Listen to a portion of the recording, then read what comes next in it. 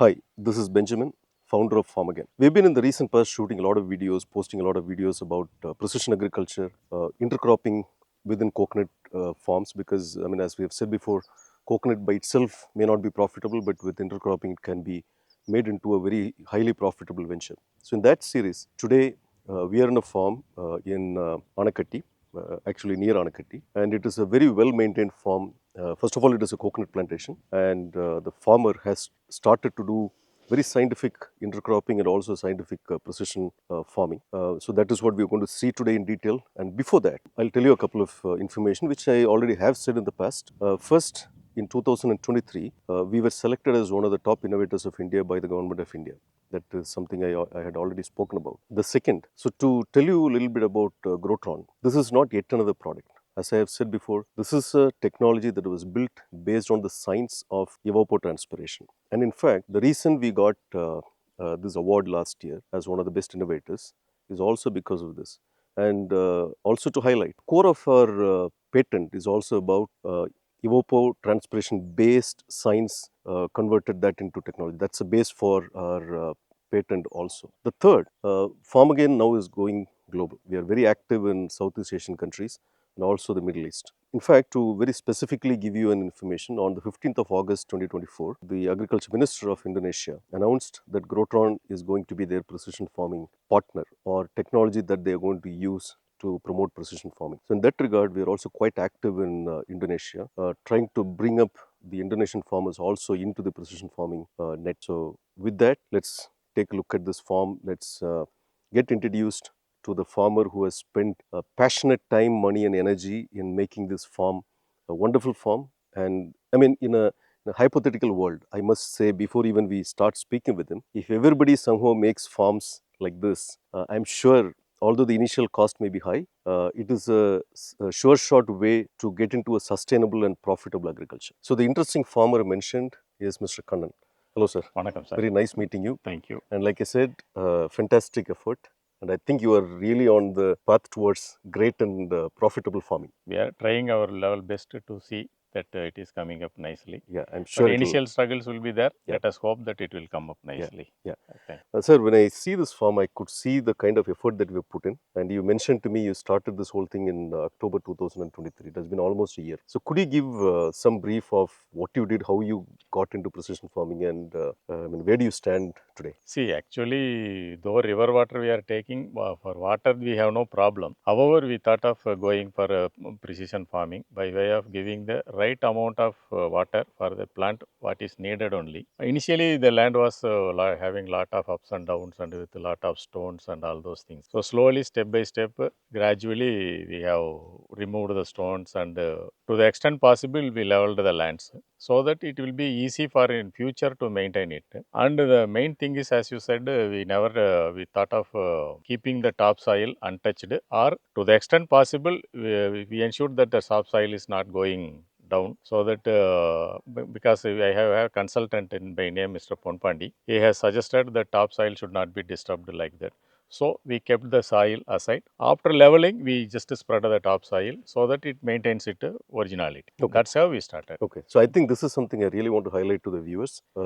See, we will also attach a drone shot and a direct video of what he is talking about. So when you see the video, you will realize, see, the place is full of stones, hard rocks. So what they have basically done is dug out all the hard rocks, and before doing that, they have basically shaved the topsoil and pushed it aside, kept it in a safe place. And after digging maybe 3-4 feet, they filled that place with the stone they picked up from that place, and then packed it, and for about 3-4 feet maybe filled it with some soil.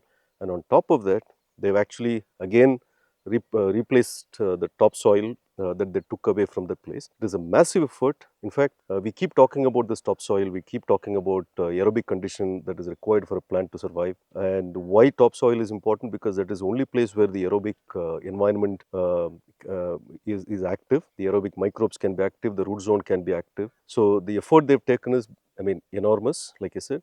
So when you see the video, you will understand that.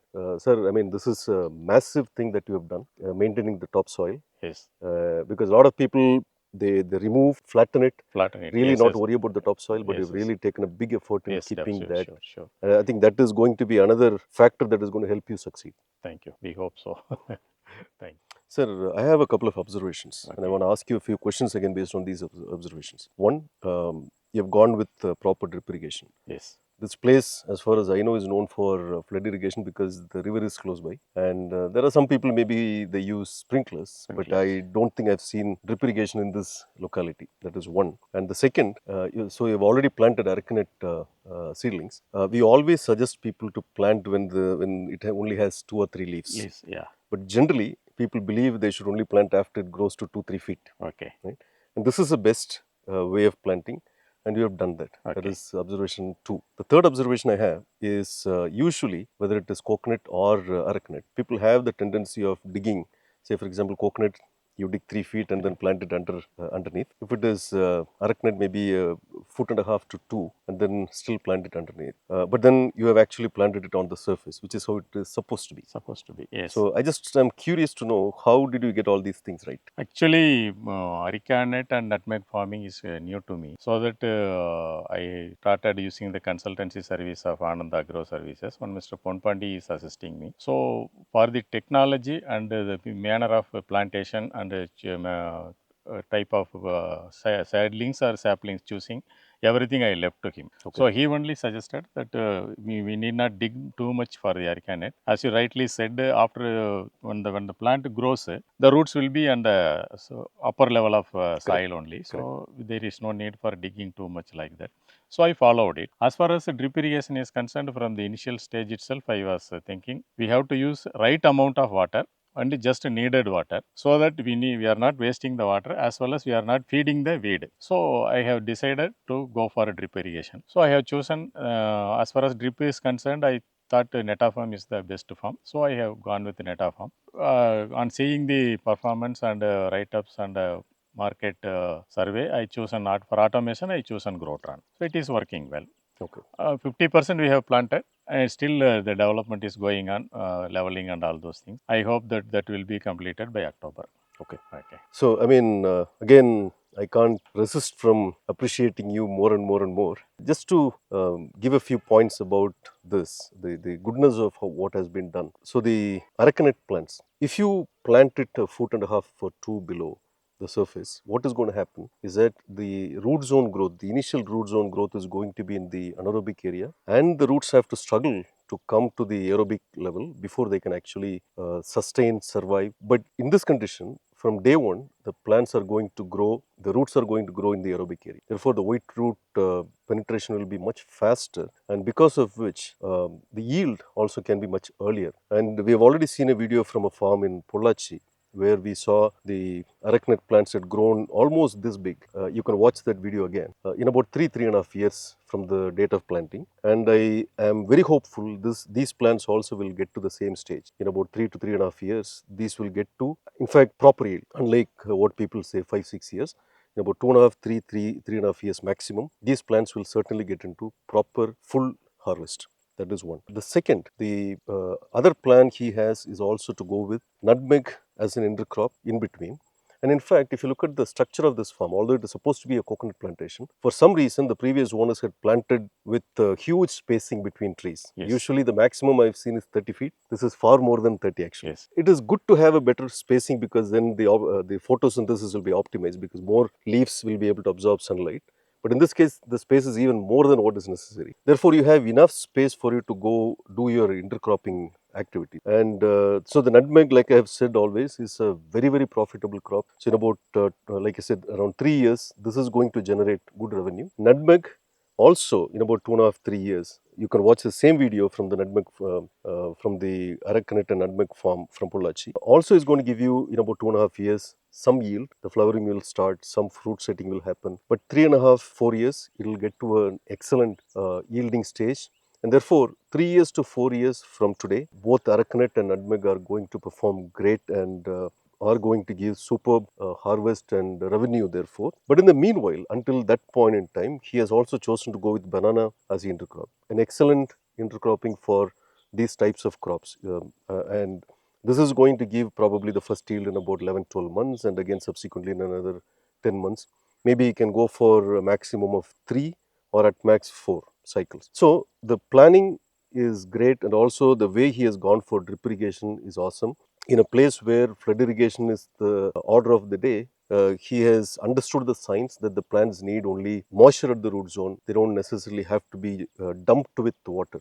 So because he had that knowledge already, he was very clear that he was going to go with drip irrigation as a mechanism of delivering water and nutrition. And in fact, because he has done all of these right, when Grotron is also added to this farm, it is going to do wonders, because the technology itself was developed in order to optimize the amount of water, or in other words, optimize the moisture at the root zone.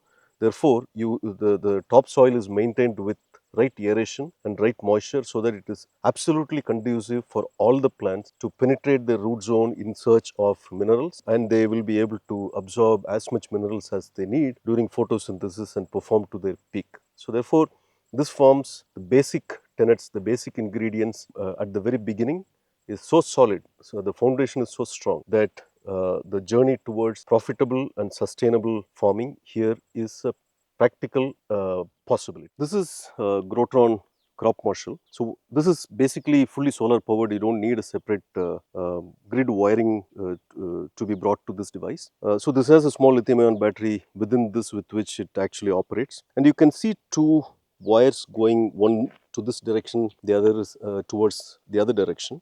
And if you see this wire, it goes to the valve. So this device can basically control valves, at the same time can also read sensors. It can read various types of sensors, and the basic necessity are the ones that will measure the soil pressure and the temperature. So these are the sensors. This is to measure the soil pressure, and this to measure the temperature. And in addition to these, we also take a few ambient parameters. So now if you see this, this is the ambient humidity and temperature sensor. So these four data, ambient temperature, humidity, and the soil pressure and temperature, these four data will be collected every 15-20 minutes and stored in the cloud. And there are about 9-10 different data points that affect the soil moisture. Say for example, how fast the wind is, or how cloudy the day is. So these are some of the things that could impact the soil moisture. So what we do, if there is a weather station in the farm, we pull these data from the weather station. In the absence of that, in most farms, basically, we pull from weather.com or AccuWeather.com. And along with the data we collected from the farm, we also consolidate the data that is coming from weather.com or AccuWeather.com, and they're stored in cloud every 15-20 minutes. Then the artificial intelligence engine will try to use this data to predict when this zone or the soil moisture, the root zone moisture, is likely to dry up. And if, let's say, the assumption is it may dry up at 3 o'clock or 4 o'clock in the afternoon today, we'll do a secondary prediction to identify the best time and duration of irrigation, so that it doesn't dry up at 3 or 4 in the afternoon today. So the prediction could be today at 10 o'clock for, let's say, 20 minutes or 25 minutes. What will happen then is that this device will turn on this valve, and the pump room is over there, and the farm marshal, which is installed there in the pump room, will turn on the pump. Water will be dispensed to this place, and because, although it is an undulated place, because he has gone with pressurized irrigation system with proper pump, the water will be dispensed to this area with proper pressure, even pressure at each emitter, and therefore the water distribution will be uniform. And as predicted by the Grotron's artificial engine, if the prediction was for 25 minutes at 10 a.m., it will keep the valve and pump open for the same amount of time. Even during this time, the system will keep learning from the sensors about the current condition, and that becomes a feedback to the system to improve further. So every subsequent irrigation becomes more and more accurate in terms of maintaining the air-water balance. And as long as you maintain the air-water balance, scientifically speaking, the theory of evapotranspiration says that your plant's uptake ability is at the best. At the same time, when we go there, we will see he has created a fertigation system with 3 tanks. So the minerals necessary to the plants, or the concoctions that you want to supply to the plants, or anything that you want to give to the plants, are there as stock solution in those 3 tanks, and they will also be supplied at the right time when the air water balance of the soil is ideal, therefore enhancing the possibility or the probability of the plant to uptake nutrition through the root zone is greatly improved, by which the genetic capacity of each plant will be at their optimal level, and which, so when the photosynthesis is enhanced, the yield goes to the next level, basically the best the plants could give. And that's the science behind the functioning of Tron. So the actual water source for this farm is about 2,400 feet away from this point. So what he has done is he has put a pump there, and from there is pumping the water to this tank. And this tank is approximately, it has a capacity of around 2 lakh liters of water, and the actual irrigation to the plants is actually going from this point. So we often talk about maintaining the right pressure in the irrigation line. So this is a pressure release valve. This plays a crucial role because when the pump is turned on, when the required pressure, let's say, is 2 bar, and the pump is actually producing 3 bar pressure, the remaining 1 bar pressure will be diverted by this pressure release valve back into the irrigation line or maybe somewhere else. So that way the irrigation line is not loaded with excessive pressure, and it will be able to maintain the correct pressure all the time. And therefore, pressure release valve is a very key aspect in precision farming. And this is a air release valve. So when you turn the pump on, it is likely that some amount of air may come in, or when the pump is turned off, maybe there is some suction, air suction into the pipeline.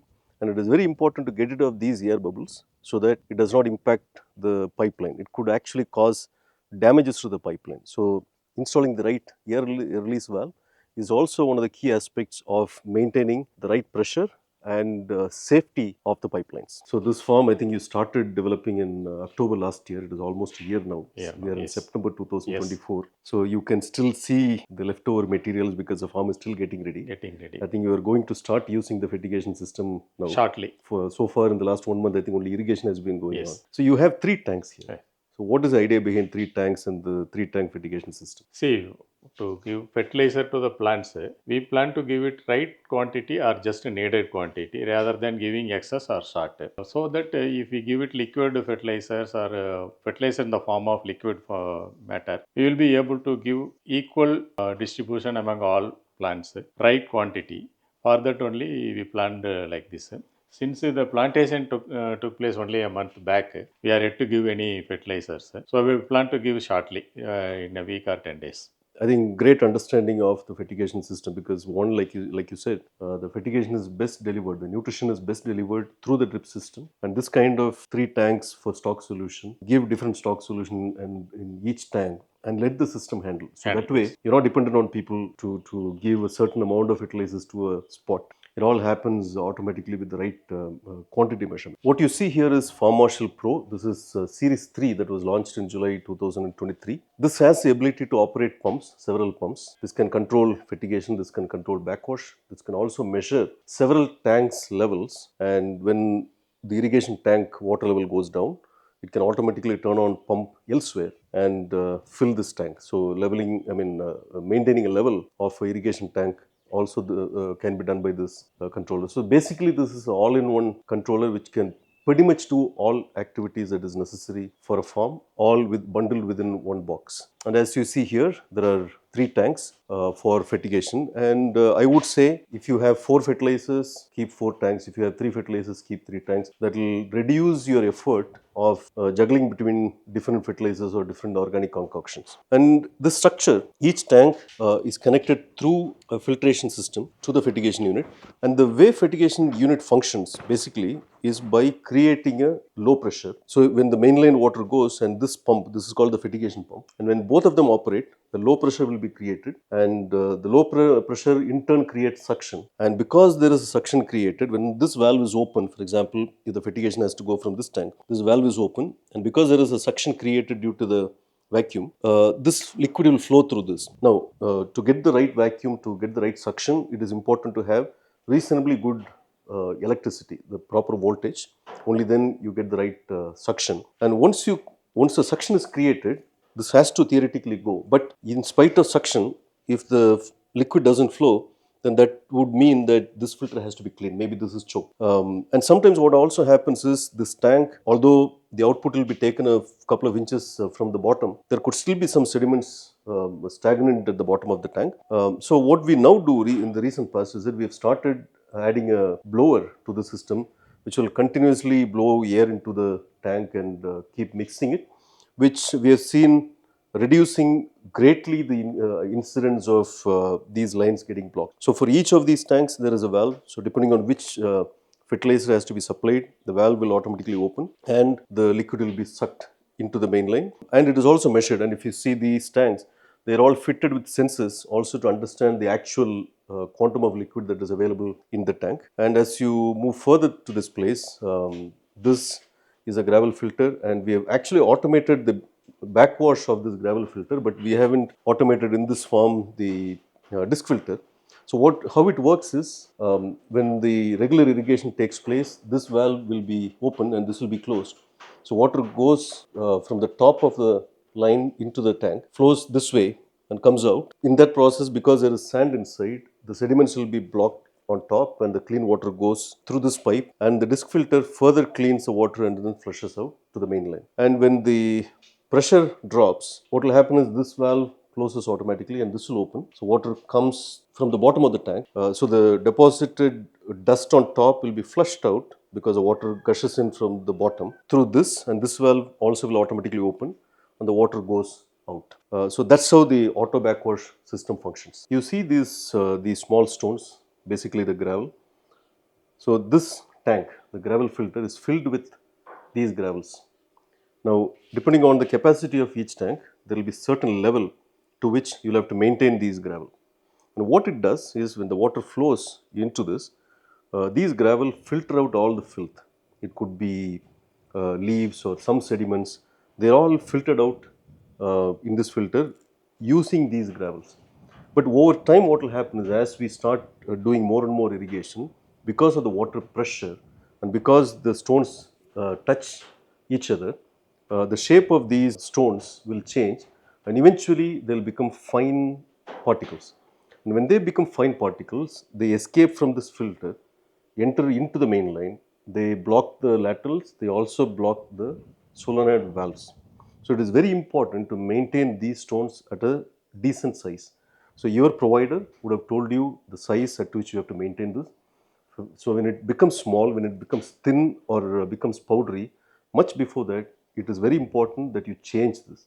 If not, many people, without knowing this reason, what they do is, they think there is a problem with the sand filter, and they empty the sand filter, keep it empty, and negate the very purpose of having this filter. So, a very important point that we have not spoken before. So, please, viewers, keep this in mind.